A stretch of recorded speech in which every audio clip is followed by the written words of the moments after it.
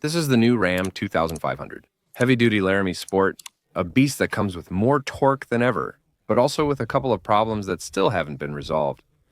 The front design has changed with a subtle detail. The interior features a new screen and improved technology. But a detail has upset multiple people, which I'll share later. But if you want it for heavy-duty work or towing, I'm going to tell you why this might be the best option, or maybe not. And after driving it for a week, I'm going to tell you which truck of this style I would choose. Welcome. On the exterior front part, what you'll notice is that, okay, yes, it's still Ram. That's obvious. The identity doesn't change, but it has a more sculpted grille, a bit more aggressive than the previous model. An interesting feature is the more pronounced air intake at the bottom. This isn't very noticeable in photos, but when you see it in person like this, it looks more muscular. The lighting assembly was updated. Now it has LED headlights with a new light signature, and they're a bit slimmer. But this is a detail that not many people have noticed, and that's that some packages have sensors hidden right inside the headlights. That's for more advanced towing functions. Continuing the tour, we'll find that this sport version comes with this type of rim, a rim that's exclusive to this edition. Pretty clean, they're 20-inch rims. It's also important to note here that the towing mirror is one of those that extends easily. Perfect for big trailers. And what you see hidden there, under this engine cover, obviously, watch out. That's not the Hemi V8, 6.4 liters, 410 horsepower. No, here is the monstrous 6.6 liters. High-output Cummins turbo diesel. 430 horsepower is what it will produce, and 1,075 pound-feet of torque. An impressive torque, as I mentioned at the beginning. Both models, the diesel and the regular engine, will come with an 8-speed automatic transmission, the ZF more torque than ever. That number puts it on the level of big trucks. The throttle response, especially in the diesel, is brutal. And here, now that I've taken it a bit off the pavement, in an area with some uneven terrain, honestly, it's not shaking me around. The suspension effectively follows the wheel's movement and effectively transmits their input. And it's not a TRX, obviously, nor a power wagon. But it's got its own thing. It's got its four-wheel drive there to help you out off-road if you need it in a heavy-duty truck like this. Known issues. Well, what's next? Users have reported screens with bugs, what they call a glitch, some delays, and a Uconnect system that freezes. Yes, I've experienced it a bit. Sometimes the processor's response feels a bit slow. It also has loose or poorly finished interior components. Some complaints have mentioned this. And there are issues with acceleration and electronic parts that take weeks to repair. Some have these problems, and when it occurs, it's painful, prompting complaints. And this is information that I've started to research, let's say, in the forums, and to collect from people who have owned or currently own that type of truck. And that's what they report. Now then, what's new in the interior? Well, I'll tell you about it because it comes with more technology. But first, if you're enjoying the video, give it a like and subscribe to Freedy Car Power 360, where I bring reviews, tests like this one, but also exclusive events, test drives, news, rankings, and sometimes very controversial ones. So check it out too. So welcome to the community, subscribe, and let's go to the interior. Here inside, you're going to have several surprises. A central screen of 14.5 inches, a new Uconnect system, which is supposed to be faster. Do you have a fully digital instrument cluster? Some packages include a passenger screen, but not this one. The new screen has more technology, like I was saying, but watch out. It also brings something that has made more than one owner angry. Users have reported system bugs such as delays, frozen screens, audio cutting out, and frequent restarts. Those are complaints that some of the owners have reported. In my own use, for example, the response, look there, there's a slight delay, a small lag. The Uconnect systems themselves, I find that sometimes they take a while. They're not as fast as we would like. For a pickup at this price, that's something that's annoying. Other than that, I can tell you it has a really good console here, dual wireless chargers for your phone, USB connectivity, plenty of space. We're talking about an armrest here in a huge compartment. I mean, this is really impressive. Your purse or bag can easily fit in there without any problem. And the space in the back looks really good too. If you're concerned about the rear seat passengers' comfort, I believe they'll be quite satisfied. Since the overall experience is quite comfortable in this truck, there's enough legroom here. This is a tremendous crew cab. The one in this Ram, 2,500. And honestly, I like it.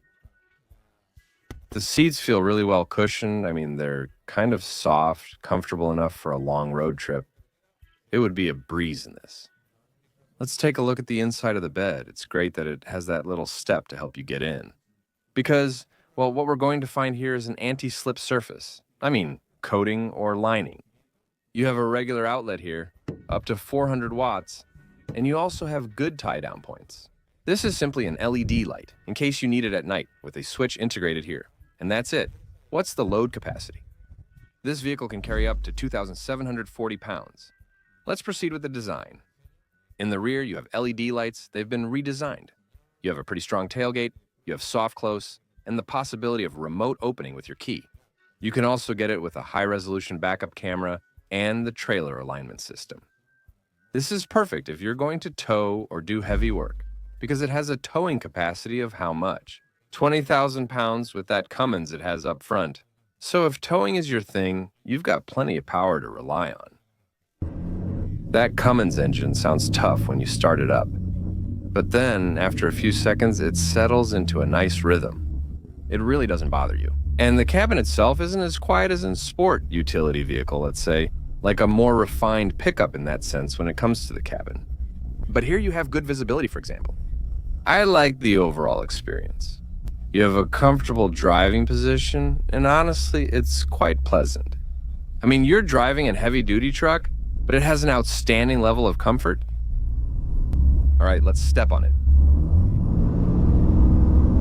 The torque. It feels pretty immediate. Of course, not the same immediacy as an electric vehicle, but it does feel pretty immediate. It's capable of pulling anything without breaking a sweat. I mean, without jerks, it's good. It's a pretty smooth and satisfying experience. And in terms of fuel consumption in this one, which is the diesel version, it's between 15 and 20 miles per gallon. We're discussing 6.4 kilometers per liter. The fuel economy of 8.5 kilometers is typical for this vehicle segment. But if you're talking about the V8 gasoline engine that gets around 10 to 13 miles per gallon, about 5.5 kilometers per liter. The first impression when you drive it is comfort, spaciousness. Despite its size, it feels quite comfortable. I mean, it doesn't feel strange at all. You feel that the rear suspension performs quite well. Even when you're not carrying any load, like right now as I'm driving it, I'm not carrying any kind of load. One thing you do notice is the steering, especially obviously when you use it on some long curves. Of course, it lacks that level of precision. Here it really feels like you're driving a huge boat, right? The Titanic? You'd like a little bit more precision. But, well, we're not talking about a sports car. We're talking about a big, heavy-duty truck. And it shouldn't be, as they say, a deal breaker, right? I'm just telling you the feeling it gives, that it's a little bit sluggish. For the city, I'm not going to deny it. Does it feel big? Don't you feel like you're in something huge? Truck, pickup, brake. Well, the brake, I can tell you it brakes firmly. Yes, the feel of the brake pedal. A little soft for this diesel version. But, well, I think you have a mix of good power. You have a mix of a lot of functionality, comfort, and a cabin that's not too noisy. So for what you need it for, if you need a heavy duty in this one, well, you're going to feel pretty comfortable. Let's discuss price, as it's a crucial factor when considering a purchase. Be aware that there's something that significantly increases the price. The base price, let's say, isn't that bad for this type of truck. $64,000, but this one doesn't cost you $64,000. There's something that adds $13,000 to it, and it's hidden here. It's that engine. The Cummins turbo diesel adds $13,000. If you want that 6.7 liters, well, it's going to cost you, right? I'm going to say a little more, a lot more. And just like you see it, it costs you $84,000.